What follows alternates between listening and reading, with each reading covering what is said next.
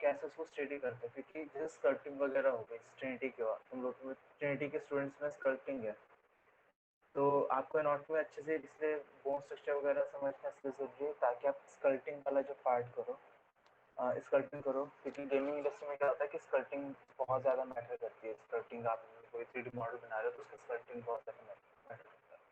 तो अगर आपको स्कल्पटिंग अच्छे से जाननी है तो ज़रूरी है कि आप पहले उसका एनाटॉमी समझो, तब उसका बोन स्ट्रक्चर समझो कि बोन स्ट्रक्चर कैसा होगा, एनाटॉमी उसकी कैसी है, उसके बाद आप उस चीज़ को आप डेवलप कर पाओगे। अगर आपको उसका स्ट्रक्चर नहीं पता या उसके बारे में उसकी डिटेल्स नहीं पता तो वो बहुत ज़्यादा मुश्किल हो जाता है चीज़ों को समझना बनाना। तो ये बहुत ज़रूरी फैक्टर है कि आप जब चीज़ को बना रहे हो, पढ़ रहे हो, तो वो रीज़न क्या है उसके पीछे, क्यों हम लोग उसको पढ़ रहे हैं, कि रीज़न क्या है, वो चीज़ समझने बहुत ज़्यादा मैटर करता है। मैक्सिमम स्टूडेंट बोलते हैं कि मेडिकल तरीके से पढ़ लें या बहुत ज़्यादा डिटेल पढ़ लें, बट ये डिटेल आपको आनी चाहिए ताकि आप समझ सको कि चीज़ों को आप कैसे वर्क कर सकते हो। तो बहुत इंपॉर्टेंट फैक्टर है। डिजिटल की बात है तो डिजिटल में तो आप प्रिंट करते हो कि हाँ सही बात है कि वो चीज़ रिक्वायरमेंट नहीं पड़ती है इतनी स्केलेटन मॉडल बनाने की, बट जैसे आप कोई मस्कुलर बंदा बना रहे हो या फिर कोई बहुत ज़्यादा लीन बंदा बना रहे हो कि बहुत ज़्यादा फिट है, तो ज़रूरत पड़ जाती है वहाँ पे, सिचुएशन चेंज हो जाती है और वहाँ पर आपको नीड पड़ती है कि आप किसी कैरेक्टर को सही तरीके से शेप, उसका बॉडी स्ट्रक्चर दे सकते, क्योंकि बॉडी उसके कॉन्सेप्ट को बनाने के लिए आपको थोड़ी सी और ज़्यादा डिटेल, अगर जितने ज़्यादा डिटेल से कॉमिक में बनाते हैं, कॉमिक में बहुत सारे डिटेल स्ट्रक्चर बनाते हैं, पहले की जो कॉमिक्स आई थी, तो हर एक मतलब उसको समझना बहुत ज़रूरी हो जाता है उसमें।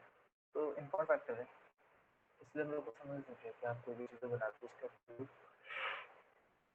और उसका मतलब जो है कैसा होना चाहिए। चलो फिर आज तुम लोग को अलग अलग एंगल से जो होता है क्या कहते हैं इसको, रिपकेज। रिपकेज है, आज इसको कंप्लीट करते हैं रिपकेज को। तो मैं अभी बोल रहा हूँ प्रैक्टिस कर लो, आउटपुट सही आने के लिए प्रैक्टिस कर लो, क्योंकि एक दिन ही मिस होता है ना, फिर वो दिमाग से आउटपुट निकल जाता है और फिर नहीं आता आइडिया कि आपको कैसे चीज़ें मैनेज हो। इसलिए बोल रहा हूँ थोड़ा सा प्रैक्टिस कर लो ताकि आउटपुट सही आ जाए। कल सर फोन किया था सर, बिजी थे या मेरा फोन गया नहीं था? तेरा फ़ोन आया था लेकिन कल मैं बिजी था, अच्छा। कल बहुत ज़्यादा बिजी था, और वैसे संडे को हो जाता ना कि संडे को दोस्त लोग फैमिली वाले और वो कुछ अगर नहीं सर, वही था सर दीपक का, वो बेचारा दीपक का परेशान। उसका वो बैच, वो अक्लमंदी, उसको पता नहीं क्या, उसको मैं कौन सी भाषा बोलूँ। ललित सर से मेरे कन्वर्सेशन हो गई, ललित सर को मैंने टाइम बता दिया, उसको मैंने टाइम बता दिया, अब भी वो पता नहीं किस स्टोरी में घूम रहा। टीटीएस में वो 12:30 बजे मैंने टाइम दे दिया है। ललित सर बोल रहे वो पगला गया है क्या, मैंने मुझे नहीं पता, मैंने उसको टाइम दे दिया है, मैंने तुम्हारा बैच तो क्लैश नहीं हो रहा, बोला नहीं 12:30 बजे तो उसका है ही नहीं मैं। नहीं, आपने एक बार दिया था ना कि वो उसको 1:30 का बैच दे दिया था, तो 1:30 पे सर का था इसका। एमडब्ल्यूएफ वाला 31 वाला मैंने शिफ्ट कर दिया टीटीएस 12:30 बजे, उसको मैंने बोला भाई 12:30 बजे शिफ्ट तो कर दिया, वो क्या कह रहा है सर क्या ने मेरे को टाइमिंग ही नहीं बताई है, मेरे को कैसे पता चलेगा? उसको बोल व्हाट्सएप चेक कर अपना। अकल मैसेज को मैसेज करने बैठा, मतलब वॉशरूम जा रहा हूँ फोन उसका आ रहा है, मैंने भाई क्या वो है। ललित सर से मैंने कहा सर वो बच्चा परेशान हो रहा है, 3 दिन से कह रहा है मेरे को एक ही बैच दे दिया है कि मैं एक ही टाइम पे दोनों जगह कैसे पढूं। मैं कहा वो मेरा दिमाग खा रहा है, तो कह रहा उसने तो मेरे से बात ही नहीं करी। मैं कहा, हाँ "हैं?" बात ही नहीं करी, अब मुझे बोला मैंने ललित सर से बात करी, मैं कोई बैच टकरा रहा है क्या इस समय, मैं बोला नहीं तो, और उसका बैच ही नहीं है, मैंने यार अकलमंदी है तो। तो आज उसकी 12:30 बजे है, नहीं मतलब कल। कल 12:30 बजे उसकी, उसके बाद वो भी याद दिला दियो। हम्म, उसको बोला अपना फोन चेक कर, सर मैसेज करा था, सर बोल, मैं खुद परेशान, मैंने भाई कौन सा बैच, इसके दो दो बैच चल रहे हैं क्या। वही। तुर्रम कहाँ है ये भी, क्या सर? तुर्रम खां, तुर्रम खां, तो रमखा कौन है? तुर्रम खां स्लैंग है कहते हैं, जो अच्छा बहुत अच्छा। ज्यादा ओवर थिंकिंग करता है ना, वो तुर्रम नहीं, खां। वो उसका भी है कि उसने चैट दिखाई थी, वो सर से पूछ रहा, सर ललित सर रिप्लाई नहीं कर रहे, फोन नहीं उठा रहा। भाई संडे को तो देख हम लोग के नहीं घर वाले संडे ना को माँ। नहीं, वो एक हफ्ते से फोन कर रहा है उन्हें। अच्छा, नहीं वैसे अगर संडे वनडे को कॉल कर तो वो तो मामला गलत है। संडे को तो हम दोनों आपस में बात नहीं कर पाते संडे को। हाँ तो सर मैं तो वैसे भी आपको संडे से पहले भी कॉल किया था। उस टाइम मैं बैच पढ़ा रहा हूँ। हो सकता सर आपकी तो समझ आती है हम्म, कि हाँ चलो संडे को बात नहीं कर सकते, लेकिन ललित सर जी अब तो फैमिली अबे है। कैसा अरे भाई ललित सर फैमिली के साथ टाइम। और ज्यादा बड़ा सीन है भाई। ललित सर के साथ तो परिवार पूरा, उनके साथ भी तो उनके तो मॉम डैड है। मेरे खुद के पेरेंट्स, अगर मैं घर पे रहता हूँ और ऑफिस का कॉल वॉल आता है, वो राशन पानी लेके चढ़ जाता है मेरे ऊपर। या ऑफिस का काम अगर मैं पीसी लैपटॉप खोल के बैठ गया घर पे, तो फिर मेरे पापा का लेक्चर शुरू हो जाता है। वो करना मैम का फोन नहीं उठा, तू कौन है भाई? मतलब हम कौन, तू तेरे को मैं वो नहीं कर रहा, वो करना मैम का फोन नहीं उठाते। करना कल मैम कह ललित सर रही को मैसेज करा तो बस रिप्लाई आया, यार बस पूछ मत कैसा हूँ। मैंने कहा, क्यों क्या हुआ? और मेरे उसके पास बाद तो कोई रिप्लाई नहीं। मेरे पास तो और मजेदार आया था। मैंने कॉल कर दिया, मैसेज कर दिया, कहते हैं अरे मोरी मैया, अरे मंथ एंड चल रहा है बेटा समझा कर।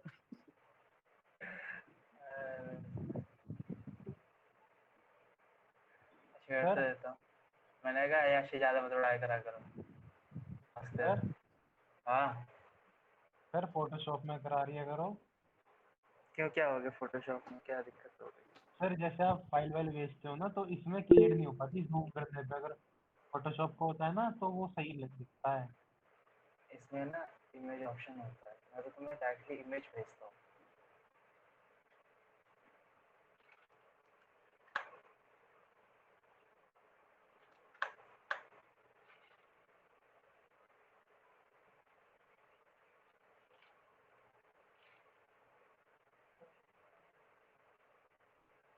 चलो ठीक है, शुरू करते हैं।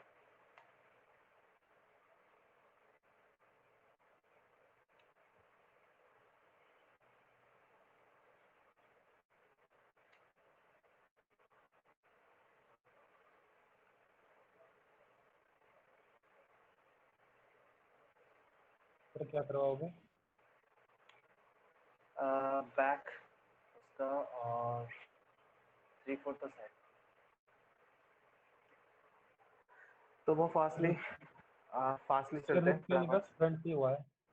हम्म, हाँ तो वही बता रहा हूँ। ओके। तो जो आपका रिपकेज है, आप नॉर्मली जो आप लोगों ने रिपकेज का स्टार्टिंग देखा था कि जो रिपकेज होता है उसका जो रिब है वो आगे तरफ झुक के ऊपर की तरफ जुड़ता है।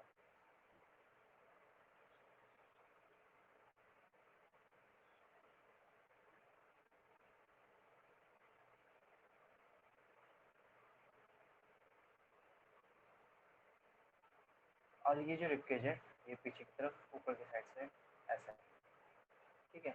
ये नॉर्मली एक रिब का जो एरिया है। अब क्या है, जो बैक साइड वाला पार्ट है, बैक साइड पे क्या है कि बैक साइड पे इसका अपोजिट रहेगा, मतलब कि जो रिब है ये नीचे की तरफ आएगी।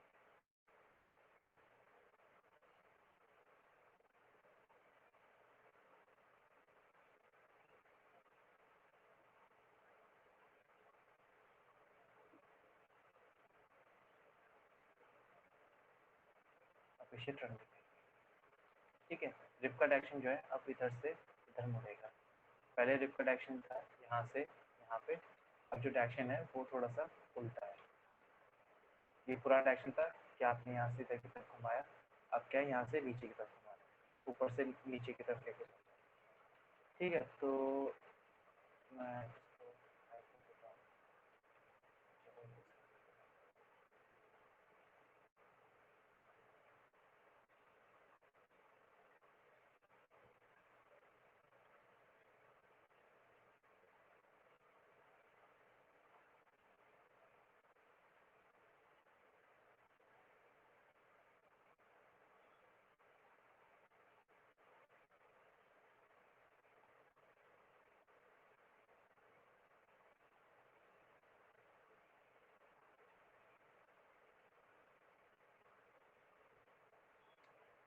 तो यहाँ पे शुरू करते हैं। तो सेम स्ट्रक्चर होगा जैसे हम नॉर्मली स्ट्रक्चर बनाते हैं, बट जो लोअर साइड का एरिया है वो बंद होगा।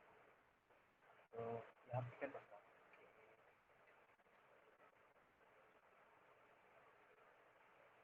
एग शेप बना लेंगे यहाँ पे, जैसे नॉर्मली बनाते हैं।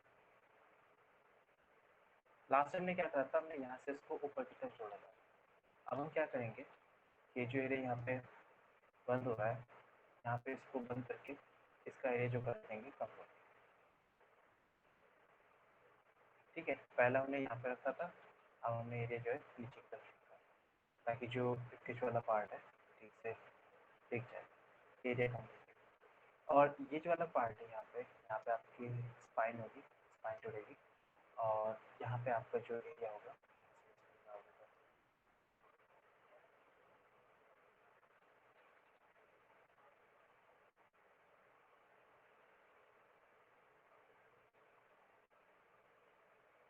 यहाँ पे आपका जो स्कैपुला है वो बैक साइड से यहाँ से जुड़ जाएगा।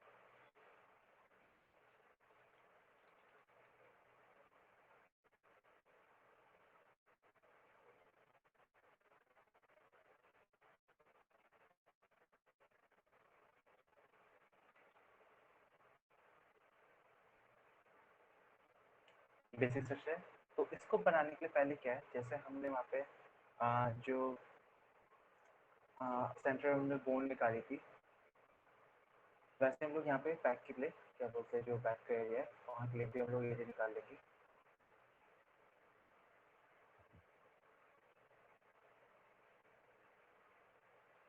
तो ये वाला जो पार्ट होता है, यहाँ की जो स्पाइन होता है, उसको हम कहते हैं थ्रोसिस वर्टिब्रेटा। ये 12 बोन्स होती है, 12 जो आपकी स्पाइन होती है उसकी 12 बोन्स होती है, और जो एक अलाइनमेंट में चलती है। तो मैं यहाँ पहले सेक्शन बना लेता हूँ बोन्स के लिए। तो जैसे मैं बोला कि वो एक सांचे की तरह होती है, एक फ्रेम की तरह होती है, तो उस चीज़ का ध्यान रखें कि फ्रेम कैसा फिट होता है। तो नॉर्मली जैसे हमारी जो स्पाइन होती है उसका एक बोन स्ट्रक्चर जो होता है वो इस टाइप से बना होता है कि जो एक एरिया है उसके लोअर साइड के एरिया को हुक कर सके, मतलब कि आप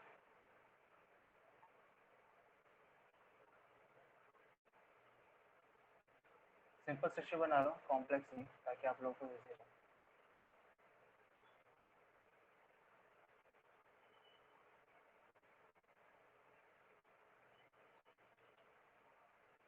एरिया फर्स्ट कट, यहाँ पे सेकंड।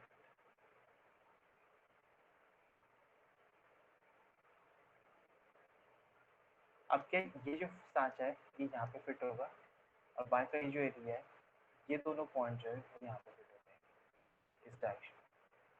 ये वाले पॉइंट जो है यहाँ पे फिट होंगे, और ये वाला जो पार्ट है इस हिसाब से यहाँ पे दिख रहा है। और ये जो किनारे वाला एरिया जो एज निकलेगी, यहाँ से जो दूसरी जो रिब एज है, रिब वाला एरिया वो निकलेगा, जो वर्टिब्रेटा को कैरी करता है। ठीक है, तो इसी फ्रेम को हम फॉलो करते हुए चलेंगे। ये ध्यान रखना कि बैक साइड का एरिया ठीक से नजर आए। स्पाइन रखते हैं, थोड़ा सा zoom करते हैं, और इस वाला एरिया नॉट मच डिटेल, बस मुझे यहाँ पे सेक्शन डिवाइड करना है ताकि मैं जो डिज़ाइन बना रहा हूँ वो ठीक से फिट हो सके। तो मेरे पास ऑलमोस्ट एक साइज मिल चुका है, यहाँ पे वन, मैं सिर्फ सेक्शन डिवाइड कर रहा हूँ,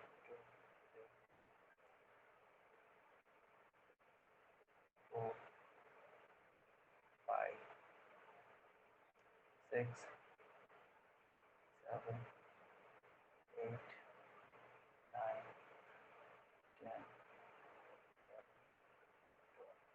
अब एक चीज़ का ध्यान रखना है, जैसे जैसे आपकी जो स्पाइन है नीचे की तरफ आएगी, वैसे वैसे जो साइज़ है, जो आपकी स्पाइन के जो बोन्स का साइज़ है वो इंक्रीज़ होगा।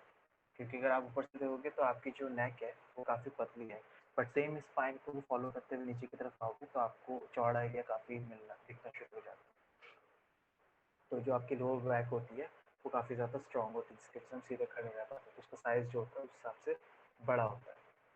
तो अब क्या है, नॉर्मली हम लोग यहाँ पे तो शुरू करते हैं। सर लेकिन जो वो फ्रंट से आपने दिखाया था वो टाई सी बन रही थी, तो वो नीचे को ऐसे कम हो रही थी। वो अलग है, अच्छा वो वो अलग है। वो बोन अलग है। ये स्पाइन की, मैंने तो बोला ना कि जो बीच वाला हमारे टॉप से देखोगे तो यहाँ पे स्पाइन है, और यहाँ पे आपका जो सैटर्नम है वो यहाँ पर है। ये स्पाइनस एटम बीच में एरिया है, ओपन एरिया जहाँ पे आपके लंग्स वगैरह सब फिट होते हैं। तो वो चीज़ तो गलत है ना, उस चीज़ को उस वहाँ से यू टर्न ले। सर अभी अच्छा वो ओके सब भी सर। आप फिट करोगे कि जब फुल बॉडी आप बनाओगे तो लंग्स वगैरह भी मतलब फिट इस पूरा बना के इसके दिखाओगे क्या? स्केलेटन बना तो दिया स्टार्टिंग में। नहीं मतलब एकदम डिटेल्ड कि भाई लंग्स भी ऐसे जा रहे नहीं नहीं, हैं। तो उसका ऑर्गन वगैरह से हमारा कोई लेना देना नहीं, मसल्स से लेना देना है, मसल्स वाले पार्ट से मसल से लेना देना है, ऑर्गन से कोई लेना देना नहीं। हाँ तो ऑर्गन पढ़ना चाह रहा तो तुझे मैंने बुक बताई, पढ़ लियो अरे कर ली ऑर्डर सर, कर ली, आ जाएगी कल परसों। उससे भी नहीं है, उससे भी नहीं है। उसका अभी रिसेंट हुआ था, जो आर्टिस्ट है बेचारी का, उसमें नहीं ये परसों ऑर्गन मुझको पढ़ना ही नहीं है। नहीं, ये आदित्य चारी जो आर्टिस्ट है इन्हीं का वर्क था। अ, उन्होंने एक्रेलिक और कैनवस पे ना वो बना रखे थे, ये शिव जी। और मतलब इतना डिटेल वर्क था ना कि मतलब डिजिटल पेंट वाले तो चुप बैठ जाएंगे, डिजिटल पेंट वाले मतलब एक्रेलिक और कैनवस पे ना डिजिटल पेंट वाला आउटफिट, तो मतलब इतने सालों का एक्सपीरियंस है, कम से कम 20 साल से ऊपर का एक्सपीरियंस है उनको। तो बहुत ज़्यादा खतरनाक, मतलब उसके मैंने बहुत रिव्यूज ज़्यादा। देखे थे, कहते थे कि बहुत बढ़िया बुक है, बिगनर्स के लिए तो बहुत ही हाँ ज्यादा बढ़िया है। हाँ, जब ये रिलीज हुई थी ना बुक, मतलब हम लोगों को उसका मिल भी नहीं रही थी ये, बहुत मुश्किल से ढूंढ के निकाली। हम्म, अभी भी नहीं मिल रही सर, अभी भी मुश्किल से ही मिली है। ओरिजिनल जो बुक होती है वो नहीं मिली, पेपर इट्स बैक। जैसे सीबीएसई में एनसीईआरटी होती है ना, वैसे ये एनाटॉमी की एनसीईआरटी है। इसे आप आराम से पढ़ लिएगा तो आराम से आपको एनाटॉमी अच्छी खासी एनाटॉमी समझ में आ जाएगी, इतनी डिटेल नहीं, लेकिन हाँ अच्छी खासी एनाटॉमी आपको समझ में आ जाएगी। हाँ थोड़ी सी एक्सपेंसिव है 100 पेजेस के लिए, 450 रुपये। नहीं यार, उसका जब तू क्वालिटी देखेगा ना, क्वालिटी देखेगा ना तो बोलेगा कि वर्दी है। इंतजार कर रहा हूँ आ जाए। आ जाएगी तो बढ़िया।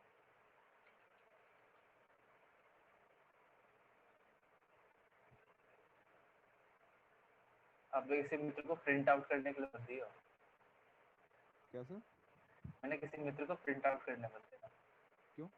कि भाई प्रिंट निकाल ले इसका, प्रिंट आउट यार, मतलब समझा किसी बंदे की सालों साल की मेहनत है, उसको फ्री में बना नहीं।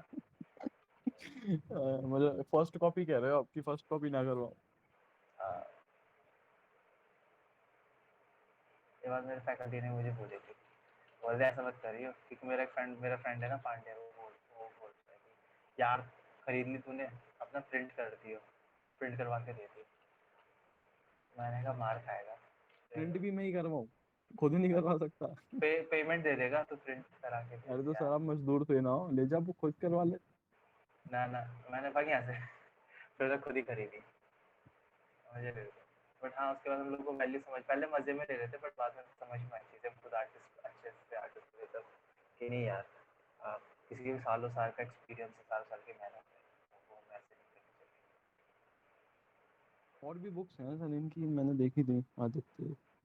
हाँ, अत्याचारी की बहुत सारी books हैं।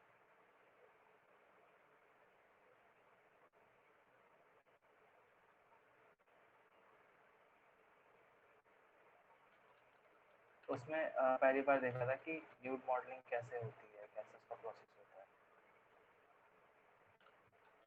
तो उसमें काफ़ी डिटेल बहुत अच्छी चीज़ है। वर्दी तुम सबको ही बोल रहा हूँ कि तुम लोग भी खरीदो, पढ़ो, मंगा लो चीज़ ऑनलाइन। मतलब पेनल्टी स्टडी देखो, क्लास के अंदर हर चीज़ कवर नहीं हो सकती ऑनेस्टली, लेकिन ये है कि अगर आप खुद से पढ़ोगे, चीज़ें स्टडी करना शुरू करोगे, तो बहुत सर दुनिया में अविनाश को बहुत चीज़ें बैकअप पढ़ दे लेंगे। दो, बैकअप मांग रहा है अविनाश, दो बार पूछ लिया बेचारे ने। 2 बार टेंशन, मैंने तुझे बैकअप दे दूंगा तो।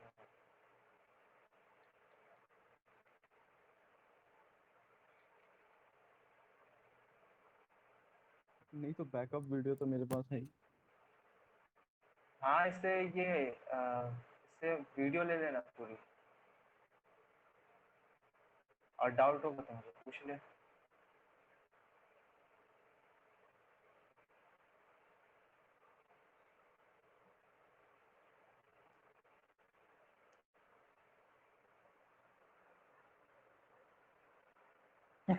भाई 3 दिन बोल दिया मैंने तुझे।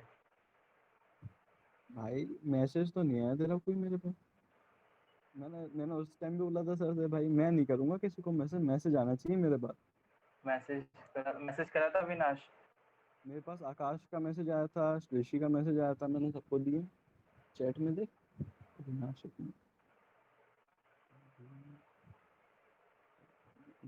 नंबर ही सेव नहीं किया।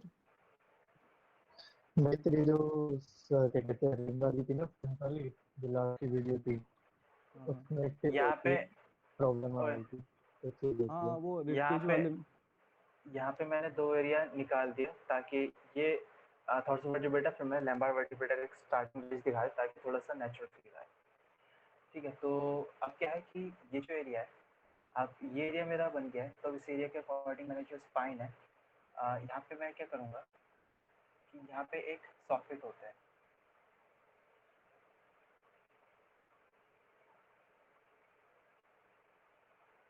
ये सॉकेट जो होते हैं आपकी जो सपोज मान लो जैसे ये एक सॉकेट है, ये आपकी रिब है और इसके अंदर जो है आपकी स्पाइन का जो हुक है वो फिट हुआ है। तो ये सॉकेट इस टाइप से है।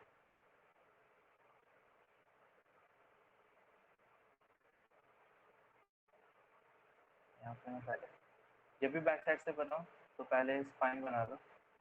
स्पाइन अगर बन गई तो फिर आपकी बाकी चीज़ें ईजी हो जाती है। तो फर्स्ट एरिया जो होगा आपका फर्स्ट जो पार्ट है वो नीचे की तरफ आएगा।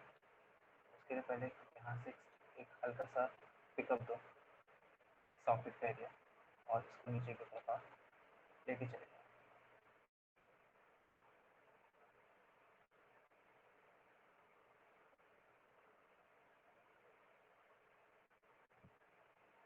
सेम ऐसी हल्का सा एरिया मोड़ा और उसके बाद जो स्कैपुला है नीचे की तरफ इसको जोड़ कर चलो।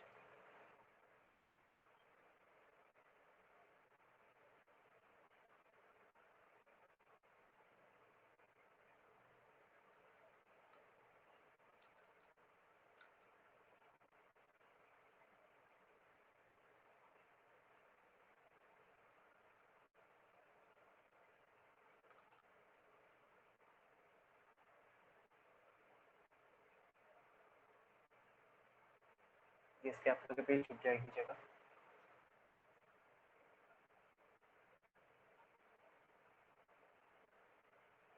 सर हम्म, ये साइड में क्या बनाया आपने? ये ये जो दो बाल्टियां टाइप बनी हुई है साइड में, बल्ब है बे, बल्ब। बल्ब है क्या? स्कैपुला बैक की अच्छा हड्डी श्रग्स मारता ना लेके, इसीलिए हड्डी इसी हड्डी को हिलाता है जब श्रग्स मारता है। अच्छा। सर क्या क्या हिलाता है, मतलब क्या मारता है? श्रग्स जो वेट रख के आप शोल्डर्स को ऊपर नीचे करते हैं।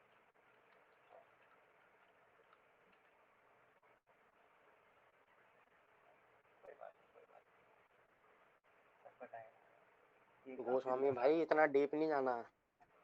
हाँ अरे मैं गोसाई हाँ क्वेश्चन पूछ रहा हूँ भाई, तुम कहाँ की कहाँ वहां ले गए?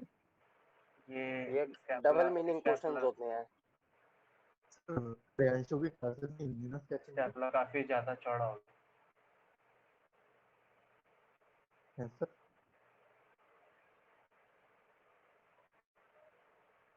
गया।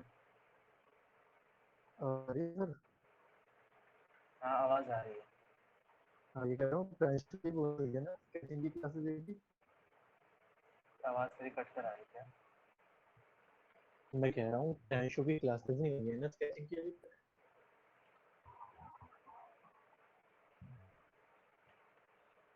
मुझे तेरी बात समझ में नहीं आई, बोलना क्या कहना क्या चाहता है।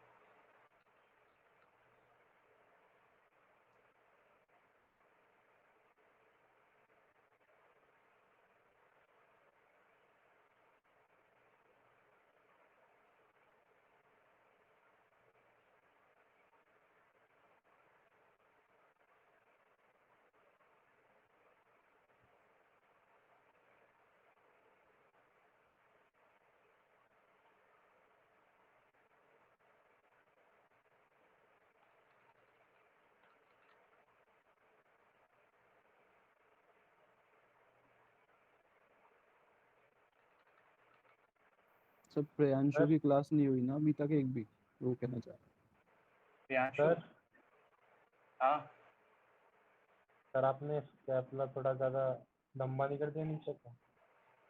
अभी ठीक करेंगे, अभी तो मैंने सिर्फ मार्किंग लिया है भाई, बनाया कहाँ था। तो है। इतना अंकित भाई फीलिंग में आज क्यों नहीं, रहता है, आज इतना नहीं। फीलिंग में रहता क्यों है, तो मुझे समझ में नहीं आई तेरी बात। अभी सिर्फ मार्किंग चल रही है, उसमें भी तो जजमेंटल हो जाता है। ये है आपने ये ऊपर को क्यों बनाए हैं? ये ये जैसे जो आपके कच्चे क्लेविकल है, से, क्लेविकल, क्लेविकल। तो ये ऊपर को ही रहेंगे ऐसे कांटे? अभी रुक जा, समझ गए क्या कह रहा हूँ मैं? समझ गया। ये जो पार्ट है ना, तेरी बॉडी वी शेप में इसलिए आती है क्योंकि ये जो शोल्डर है ये चौड़ा होता है और उसके बीच में फिर रिब होती है, तो कहते नहीं कि वी शेप बॉडी चाहिए, वी शेप बॉडी चाहिए। तो मैं सॉरी सर, फीमेल्स में अलग होगा फिर? हाँ हाँ, फीमेल फीमेल्स में में वो चीज़, उसमें एरिया जो शोल्डर्स है वो कम हो जाता है, जो हेड कंसेशन तुम लोगों को बताया था।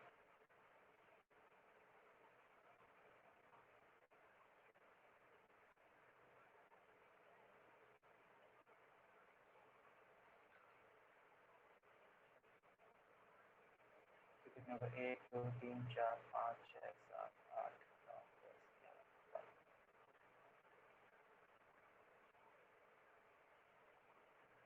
आपकी होगी प्रोटीन रिब्स,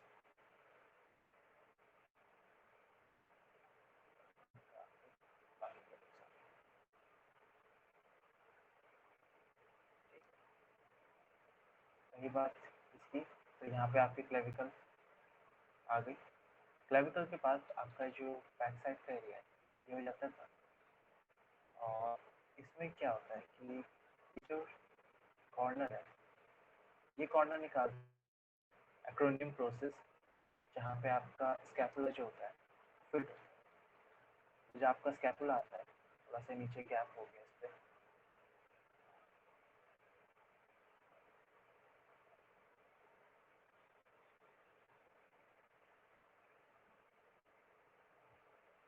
जो मार्किंग एरिया मैंने लिखा उस हिसाब से मैं इसको ऊपर की तरफ जो फर्स्ट कट एरिया, यहाँ पे आपका अपर एरिया होगा। उसके बाद ये जो हड्डी होती है ये नीचे की तरफ आती है, यहाँ पे आपका गैप छूट गया, ठीक है। अब यहाँ से क्या है, एक एरिया हड्डी जो है बैक साइड से नीचे की तरफ आ गई। ये क्या करती है कि जो मसल्स है लैटिमस टॉरिस, उस लैटिमस टॉरिस को होल्ड करके रखती है। और 1 2 3 4 5 5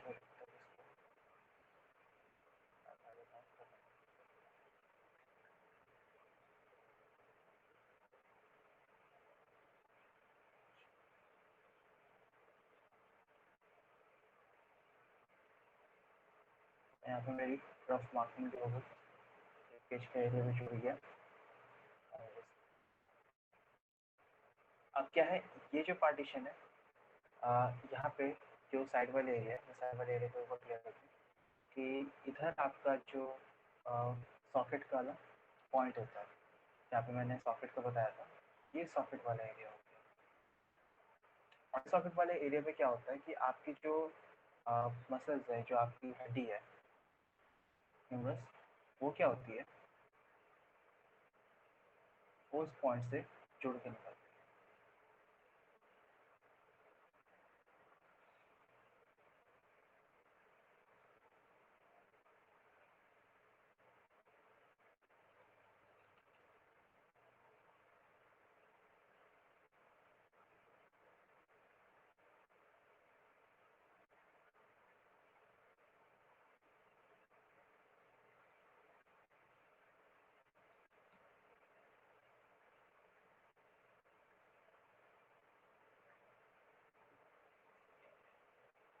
तो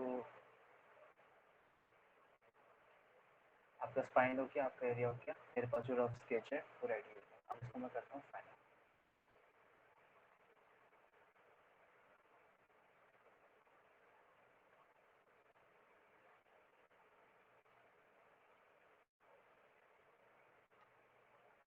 करते हैं और जो उसका बोन स्ट्रक्चर है, उस बोन स्ट्रक्चर पर कर रहा हूँ।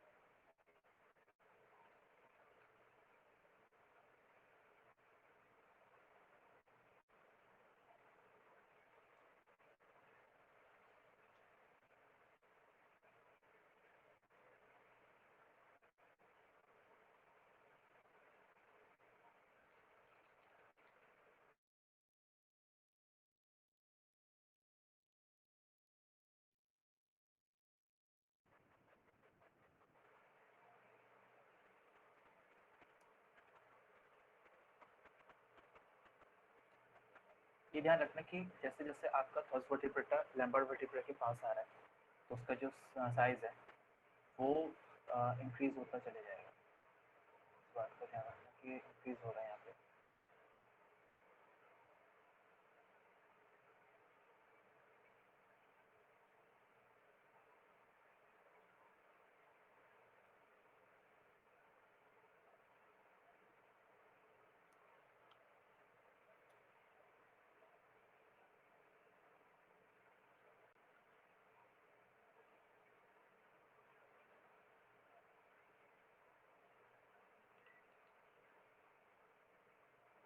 तो ये जो एरिया है, ये ध्यान रखना, ये हुक की तरह होता है। मतलब एक पॉइंट जो है लॉक करके रखता है ताकि स्पाइन ब्रेक ना हो, और दूसरे जो जॉइंट्स होते हैं वो होल्ड करके रखते हैं ताकि आपकी स्पाइन जो है फ्लेक्सिबल भी रहे, प्लस उसका जो वॉल्यूम है, उसका जो एरिया है वो भी परफेक्टली बना रहे।